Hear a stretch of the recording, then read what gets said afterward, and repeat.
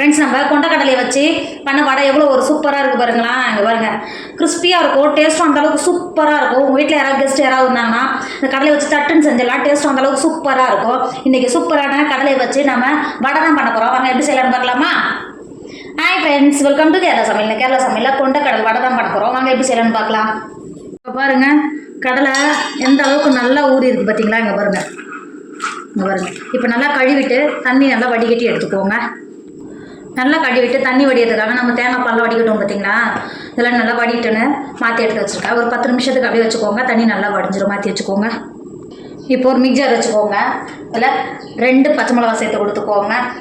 அது கூடவே 5-6 சின்ன வெங்காயம் சேர்த்துக்கோங்க. 4 பல்லு பூண்டு சேர்த்து கொடுத்துக்கோங்க. ஒரு துண்டு இஞ்சி சேர்த்து கொடுத்துக்கோங்க. 2 கொத்து கருவேப்பிலையை உருவிட்டு சேர்த்துக்கோங்க. அது கூடவே 2 டேபிள் ஸ்பூன் பெருஞ்சீரகம் சேர்த்துக்கோங்க. சேர்த்து கொடுத்துட்டு மிக்ஸி மூடி போட்டு மூடி குறகுறப்பாக அரைச்சிக்கோங்க.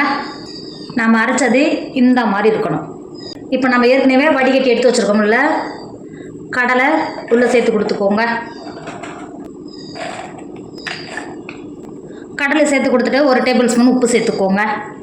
உப்பு சேர்த்துட்டு மிக்ஸி மூடி போட்டு மூடி குறகுறப்பாக அரைச்சி எடுத்துக்கோங்க.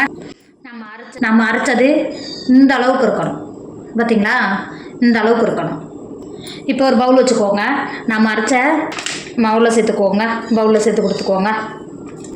சேர்த்து கொடுத்துட்டு பொடியாக கட் பண்ணி வச்சுருக்கிற ஒரு பெரிய சைஸ் வெங்காயத்தை அதுக்குள்ளே சேர்த்து கொடுத்துக்கோங்க. வெங்காயத்தை சேர்த்து கொடுத்துட்டு நல்லா கலந்து கொடுத்துக்கோங்க. இந்த சைஸில் உப்பு ஏதாவது கம்மியாக இருந்தால் சேர்த்து கொடுத்துக்கோங்க. இந்த அளவுக்கு நல்லா கலந்து எடுத்துட்டோம். இங்கே பாருங்கள், இந்த அளவுக்கு நல்லா கலந்து எடுத்துட்டோம். இப்போ இதிலேருந்து ஒரு நெல்லிக்காய் சைஸை எடுத்து இந்த மாதிரி ஊட்டிக்கோங்க. இந்த மாதிரி இந்த அளவுக்கு நல்லா உருட்டி எடுத்துகிட்டு உள்ளங்கையில் வச்சு இப்படி அழுத்துனீங்கன்னா கரெக்டாக நமக்கு வடை ஷேப்புக்கு வந்துடும். இது இருக்குது பார்த்தீங்களா, இந்த மாதிரி இந்த இருக்குது பாருங்கள். இந்த மாதிரி உருட்டி எடுத்துக்கோங்க. இரும்பு வானலில் எண்ணெய் ஊற்றி எண்ணெய் நல்லா சூடாகிடுச்சு.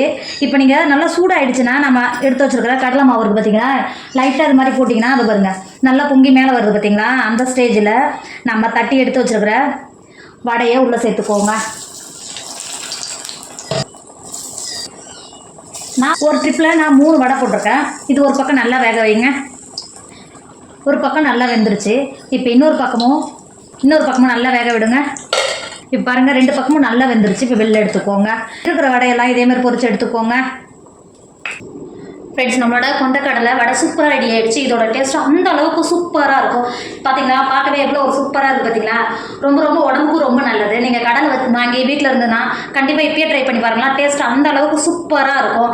நல்லா சாஃப்டாகவும் இருக்கும். அங்கே பாருங்கள் பார்த்தீங்களா, கிறிஸ்பியாக எவ்வளோ ஒரு சூப்பராக இருக்குது பாருங்கள். டேஸ்ட்டும் அந்தளவுக்கு சூப்பராக இருக்கும். கண்டிப்பாக நீங்களும் ட்ரை பண்ணுங்கள். என்னோட வீடியோ உங்களுக்கு பிடிச்சிருந்தா உங்கள் ஃப்ரெண்டு உங்கள் ஃபேமிலிக்கு ஷேர் பண்ணுங்கள். மறக்காமல் கேரளா சமையலை சப்ஸ்கிரைப் பண்ணிக்கோங்க. தேங்க்யூ.